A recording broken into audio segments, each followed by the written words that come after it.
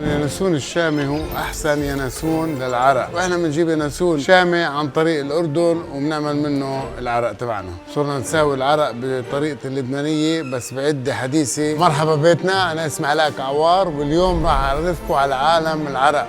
بسموه عرق لانه صناعته زي غليان اليانسون مع كحول العنب، والبخار اللي بيطلع هو زي واحد بيعرق، فسموه عرق مناقشة الكلمة عرق. بهذا بنحط اليانسون مع كحول العنب، وهدول الصحون بيبدا من فوق ينزل ينزل ينزل، بعدين بنزل بفوت على التبريد. قد ما يتعبى بالاناني لازم يضل يطرح كمان 6 اشهر على القليله مشان ما يكونش حاد بالمشروب. مريحن 6 اشهر مشان يطرحهم على الخلاطات، وبعدين بتفوت على التعباي. في برميل نورستا كلها حديثه، كل برميل له نوعيه العرق تبعه مشان ما يطعمش من واحد لواحد. بشكل عام المصانع الموجوده عندنا ببلادنا بيستعملوا مش يانسون طبيعي، عشان هيك كل الوقت الناس بيحلموا انه تفتح سوريا ولبنان مشان ياخذوا عرق من يانسون طبيعي.